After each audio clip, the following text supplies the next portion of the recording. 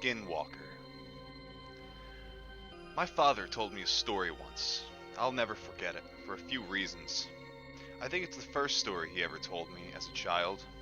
It's also the story of how my grandfather died. But honestly, that isn't the reason. You hear stories on TV, or sometimes you overhear something in a public place. People talk about ghosts, aliens, and you think to yourself, that ain't real. They're making it up, or they're mistaken, or they're crazy, or something like that. You just can't believe it. Until something happens. Something that brings it all together, connects the dots in a way you didn't think of before. Maybe it happens to you. Maybe you hear the same story again and again, happening to different people. It doesn't take long for the world to become a lot bigger than you thought it was. As I said, this is a story my father told me, but I never believed it, even though he swore up and down it was true. It wasn't until I started clicking around the internet I started to believe. I started to hear other stories, just like the one my father told me. It didn't take me long to believe in the rake. That's not what my father called it, of course. He's never used the internet in his life. He wouldn't know what the consensus has taken to naming it. When he chose to call it something other than it or that thing, he called it Skinwalker, after an old Cherokee tale his grandfather told him. But I'll tell you the story the way he told it to me. We were out hunting one night, he'd tell me. Coyotes. We'd kill them for $50 a skin. They live on a dairy farm in Ohio. They'd kill calves sometimes. We'd do it every night because we needed the money. Sometimes, while we were out, we'd come on a deer and kill it. Our landlord didn't mind, and it could feed our family for a few nights and save us some money. Anyway, we were done making our rounds and heading home, walking, because we didn't have a car or some four-wheeler back then. We'd cut through the woods. That's when we came up on it. Blood. Everywhere. Splattered on the trees, in the grass, in the creek, everywhere. At first, we figured it was a pack of coyotes. We'd seen it sometimes. They can't scavenge and start hunting deer or cattle. The worst was when they breed with feral dogs. But this wasn't like that. See, when a pack of dogs or wolves or coyotes attack something, they do it right. They'll pick off one that's weak or sick or old or just small. They'll hunt it, draw it into a corner, someplace it can't get out of. And they'll run it right to the biggest one, the alpha. And that deer will never see that alpha. It might hear it, but it won't see it. They'll just notice that its throat is gone. And then it'll drop dead. It's quick, it's clean. That wasn't what happened here. Something had run up on a den of deer. Coyotes won't attack a den, wolves neither, because they'd get too much of a fight. There were 3, I think. 3 bodies, just torn apart. You'd see a head here, a leg here, a torso there. Predators don't do that. They don't leave behind scraps. What had done this hadn't done it for food. It had done it for fun. But we didn't know that. We saw a bunch of carcasses, and we think it's something we gotta take care of.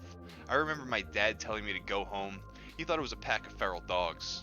But I wasn't leaving him, and I damn sure wasn't walking through 2 miles of woods alone with nothing but a .22 and a pocket knife. He was only 13 at the time, so a .22 rifle was about the only gun he could reliably use. Dad had the shotgun, and I wasn't going anywhere without it. It took me a while to convince him, but we finally began tracking whatever did that. It wasn't hard either. We just followed the blood. Either that thing bled a deer before it got away, or it dragged one for a mile. I don't know. I know that I'd never seen my dad scared before that night. We started hearing noises. I've been in a lot of woods in my life. I've been all over the world, and ain't never heard noises like I heard that night. I heard things screaming. Heard deer and fox and rabbits and raccoons and birds just scared. Keep in mind, this is maybe 12 or 1 o'clock, except the fox and some birds. Nothing was supposed to be even awake. But they weren't just awake, they were moving. I saw flocks of birds that night fly straight into trees just trying to get out of there. We came up on a pack of coyotes, nearly shot a couple, thinking it was what we were looking for. But then we saw they were running towards us. They ran right past us, didn't even notice. Then some deer did the same. Then some rabbits, squirrels, foxes, even a couple wild hogs. These things were supposed to be eating each other, and the only thing they cared about was getting out of there. We should have put it together, that maybe whatever we were tracking, it wasn't something we were supposed to see, and it wasn't something we could kill. I don't know why we didn't just go home. I guess we were curious. I think that was my dad's nature, to go toward trouble, to fight. And knowing what I knew about what my father did during the war, my nature was to stay close to him. We finally get into an open valley. It was normally a soy field, but it wasn't in season, so it was just flat dirt. We saw the tracks then. A lot of the animals fleeing the forest had paved over the land, but where that deer blood was, nothing had taken a single step, like they were leaving it for us to find. The tracks were shallow. Whatever it was couldn't have weighed more than 100 pounds, but that didn't mean much. A bobcat weighing 40 pounds wet nearly tore out my damn throat once. All that means is that it's quick and hard to hit. So we follow the tracks, and it doesn't take us long to find where it is. There's this old school house that sits on top of a hill. Half of it had been ripped out by a tornado, but nobody lived there, not for a long time. We caught homeless people in there sometimes, or druggies looking for a safe place to shoot up. We figured maybe that was it. Maybe it was some sick kid riding a high. But we didn't think that for long. We get within 50 yards and we hear this noise, a screeching kind of sound. It was sort of made up of two different sounds. One was a high-pitched screech, another was a low-pitched growl. It was making both at the same time. We get within 20 yards, and we hear this sound. I can remember thinking that it sounded like paper being torn apart while someone was swinging water in a bucket back and forth. Dad looks at me, kneels down, and whispers. I gotta stay behind him, because we're about to corner him.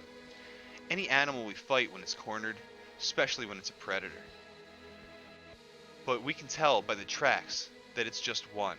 He tells me it's probably a single feral dog, probably rabid. The plan is to sneak up on it while it's eating, shoot it, and then keep shooting it till it don't move anymore, then slit its throat. And if it gets to Dad, it's my job to shoot it, or stab it, or to get it off him. So he walks up, and I'm right behind him, just a tad to his side so I can see what it is. I wish to this day I hadn't. It was leaning over a carcass, tears off its flesh, and throws what it doesn't nibble at aside. There's blood all over the brick, glistening in the moonlight. It's pale white, human looking, but not quite human. It had arms and legs like a human, but it sat like a monkey, hunched over. And its hands weren't normal. It had long fingers with claws at the end. So we see that, and my dad hesitates.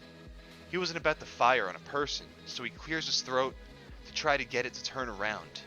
I swear to God, all the noise just ceased. I ain't never heard true silence before that, and not after it. But for 2 seconds, nothing made any noise, which made it all the louder when it turned around, made the shrill cry, and jumped on Dad.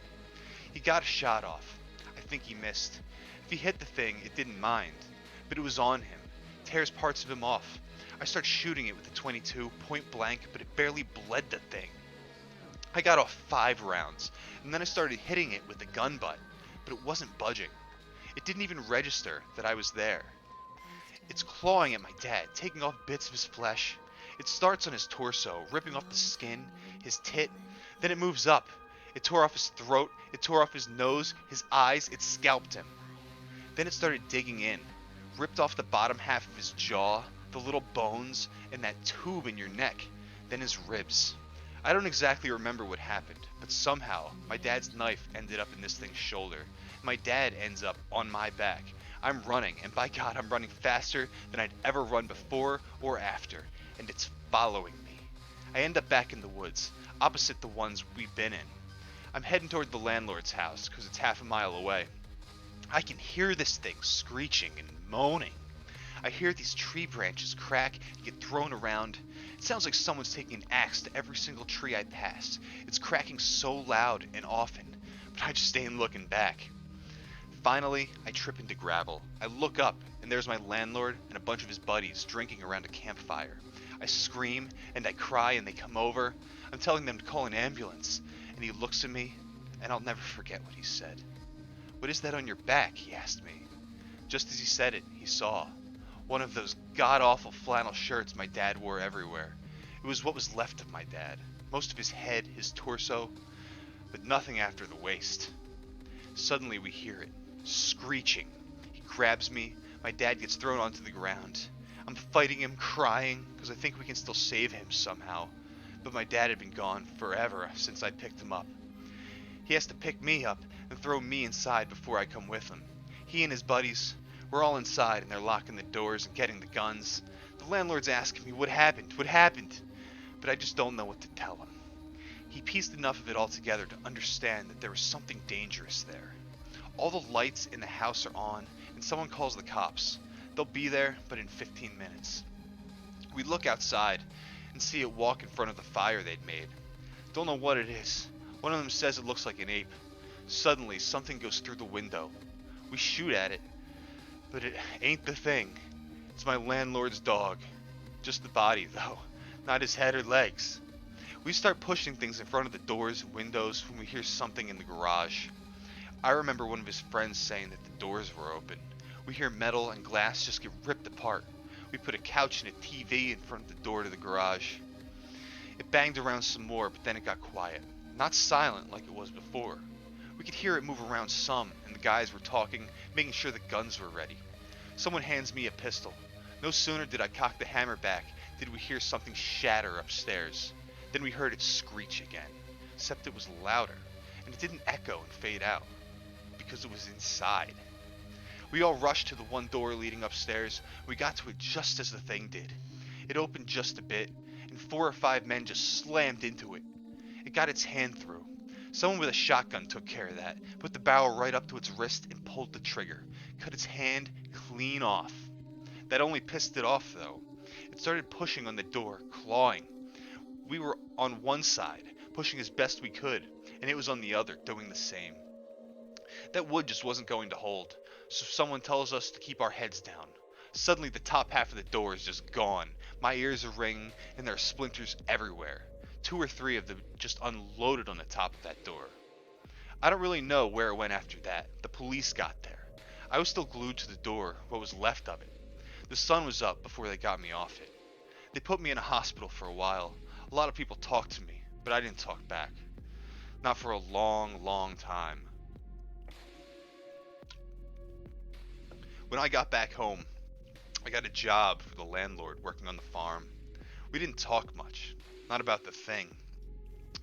But I signed up for the army when I was 19, and he sat me down to drink some scotch as a send-off. I asked him right away what the police told him. The story they went with was a wild animal, probably a wolf or maybe a bear that had migrated north. I asked him how they could say that when they had the hand. He looks at me stunned. He tells me that the hand never made it back to the station. The cop who had it in his car wrecked, drove into a tree, died on impact. The hand was never found, probably taken away by an animal. The cops, when they would acknowledge the hand existed at all, said it was simply the paw of a bear that looked like a human hand. I never talked to the landlord again. He went missing while I was in basic. Never found him.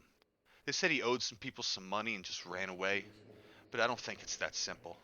I never went back to those woods. I wouldn't, even if I had the whole goddamn US Army in my back. But that was a lie. When my mother died, I don't think my father felt he had anything left, and that he might as well settle old scores. He went to those woods. He never came back. FBI was called. They did a show for everyone involved, but I knew they weren't really looking. I had to get one drunk and slip him a few 50s before he finally told me that they got a few calls about those woods every year, about someone up and vanishing. But that was all he wanted to tell me. Before he got up and left with the rest of his team, he wrote "The Rake" onto a napkin. I didn't know what it meant until I searched for it on the internet. Honestly, I would have rather not known. Credit to Max Minton.